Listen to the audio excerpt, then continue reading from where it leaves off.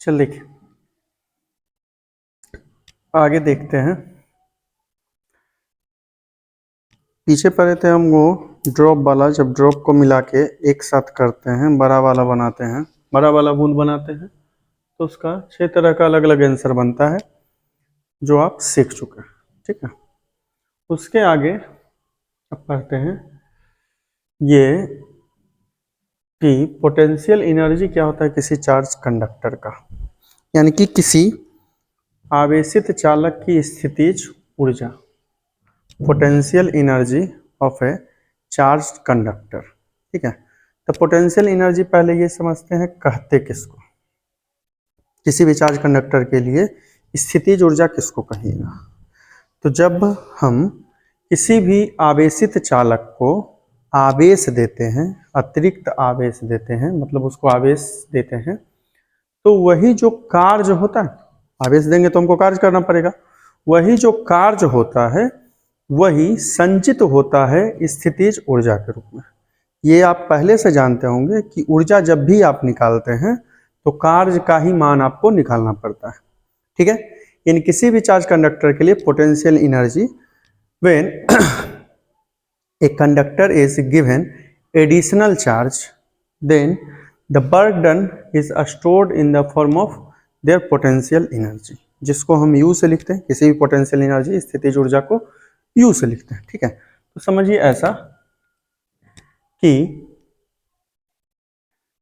Capacity के concept से, यानी कि धारिता की अवधारणा से हम जानते हैं कि C बराबर होता है Q बटे V के, C बराबर Q बटे V के, या अगर यहाँ से V निकालेंगे हम तो हो जाएगा Q बाय C। ये इक्वेशन फर्स्ट हो गया, V बराबर Q बाय C। ठीक, अब V बराबर जब Q बाई C हो गया, अब समझिए हमको ये V का नहीं आंसर निकालना, हमको कार्य का मतलब वर्क का आंसर निकालना है। ठीक है, तो अब समझिए कि हम कंडक्टर को कोई एडिशनल चार्ज दे रहे हैं DQ, एडिशनल चार्ज दे रहे हैं DQ, जिसमें वर्क डन यानी कि कार्य जो होगा वो कितना DW, क्योंकि चार्ज छोटा है तो वर्क भी क्या होगा, कार्य भी क्या होगा, छोटा होगा।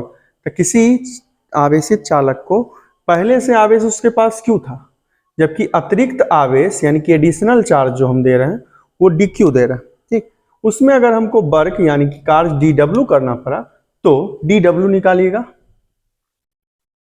तो DW क्या होगा हम जानते हैं पहले से, यहाँ रफ में समझिए, V बराबर होता है W बाय Q, तो W बराबर क्या होगा V इंटू Q, पोटेंशियल का फॉर्मूला यानी विद्युत विभव का फॉर्मूला W बाय Q, यहाँ W हमको निकालना है, कार्य का वैल्यू निकालना है, वर्क का वैल्यू, तो W is equal to V into Q होगा, इसमें रख दीजिए, तो DW is equal to V into DQ, कार्य DW और चार्ज DQ, V के बदले V। अब इसमें ऊपर से V वाला वैल्यू रख दीजिए इक्वेशन फर्स्ट का, तो क्या हो जाएगा answer, DW is equal to Q by C into DQ।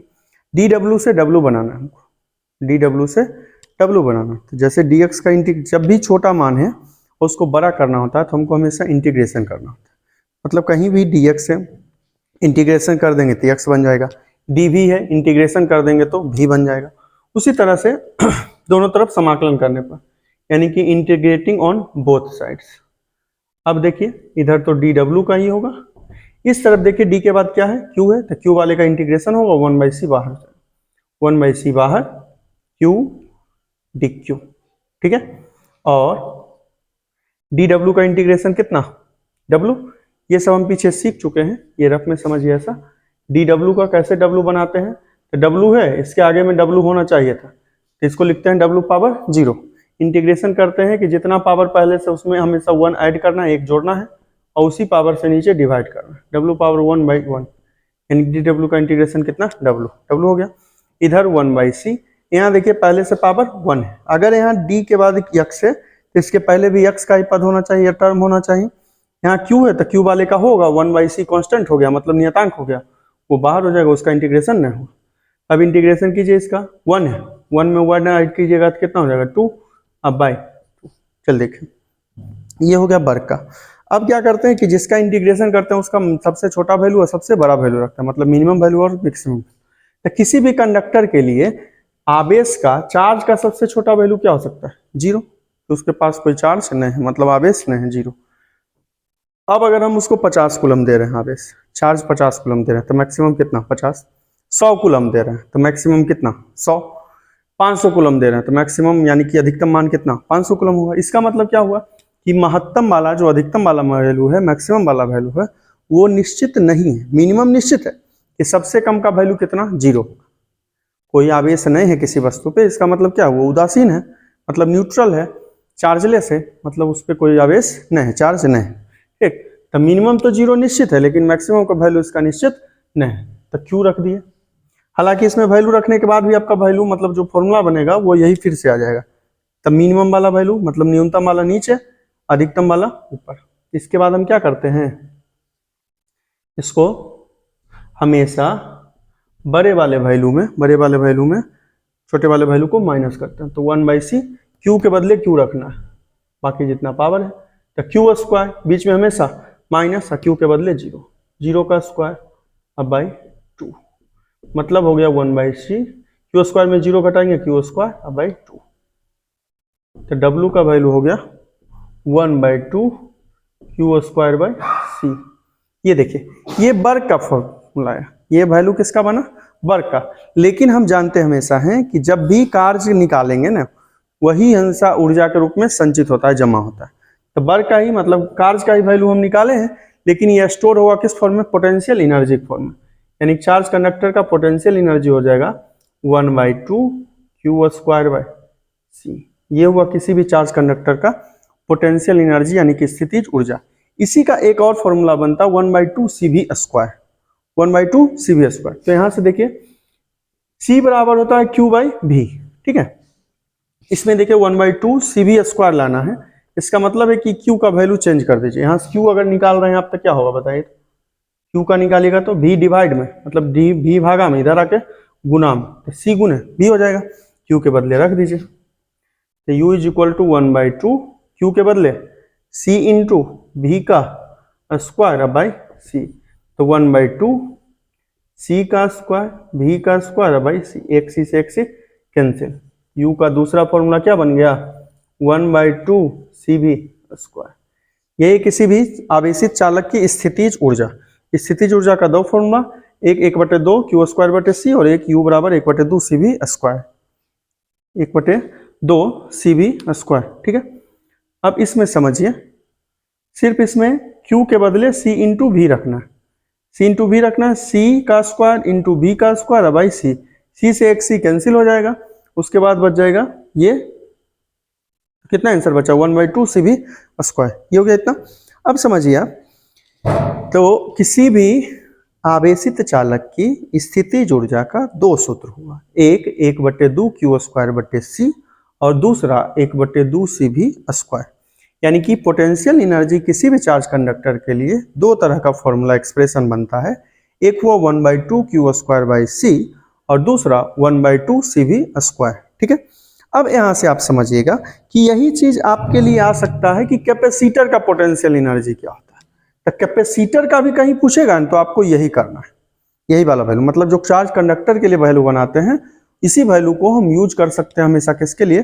Capacitor के लिए। यानी किसी आवेशित चालक की जो स्थितिज ऊर्जा होती है, यही अगर आपसे कहीं संधारित्र की स्थितिज ऊर्जा पूछा जाएगा तब भी आपको यही बनाना। सिर्फ जहां चालक लिख रहे हैं उसको संधारित्र से बदल दीजिए, यानी कि जहां कंडक्टर लिख रहे हैं उसको कैपेसिटर से चेंज कर दीजिए, ठीक। यानी कैपेसिटर का भी potential energy 1/2 Q square by C, 1/2 CV square होता है, ठीक है, संधारित्र की स्थितिज ऊर्जा भी। अब फिर आइए इसमें कि किस पे डिपेंड करेगा। तो इसमें आइएगा तो पोटेंशियल एनर्जी क्यू स्क्वायर के डायरेक्टली प्रोपोर्शनल सामने है, मतलब स्थितिज ऊर्जा का मान आवेश के वर्ग के यानी चार्ज के स्क्वायर के डायरेक्टली प्रोपोर्शनल होता है, पोटेंशियल एनर्जी का वैल्यू। दूसरा पोटेंशियल के स्क्वायर के भी, यानी कि विभव के भी वर्ग के समानुपाती होता है। लेकिन C यहां देखिए नीचे में है और यहां C ऊपर में, इसका मतलब यह हुआ कि स्थितिज ऊर्जा जो चालक का होता है, कंडक्टर का होता है, पोटेंशियल एनर्जी, वो C के यानी कि कैपेसिटी के इनवर्सली प्रोपोर्शनल होता है जब चार्ज के फॉर्म में होता है, और C के डायरेक्टली प्रोपोर्शनल होता है जब पोटेंशियल के फॉर्म में होता है। यानी कि C के धारिता के व्युत्क्रमानुपाती होता है जब आवेश के रूप में होगा, और धारिता के समानुपाती होता है जब विभव के रूप में होगा। ठीक है, इतना हो गया। ये है आपका आवेशित चालक की स्थितिज ऊर्जा, यानी कि ये क्या बोलता है, potential energy of A charge conductor. ये इसी वैल्यू का हम यूज कर सकते हैं किसके लिए, ये क्या बोलते हैं, जब कैपेसिटर रहेगा तब भी हम यही बनाएंगे आंसर। ठीक, उसके अलावा आप जानते हैं कि एनर्जी का ऐसा यूनिट जूल होता है और डायमेंशन ml² T इनवर्स 2 होता है, यानी कि ऊर्जा, स्थितिज ऊर्जा का जो ऐसा मात्रक होगा वो जूल होगा और उसकी बीमा ml² T-2 होती है। ऊर्जा एक अदिश राशि है, यानी कि एनर्जी जो है एक स्केलर क्वांटिटी है। ठीक है, इतना चीज ये पढ़ने का था, ये पढ़ लिए, आगे अगले दिन।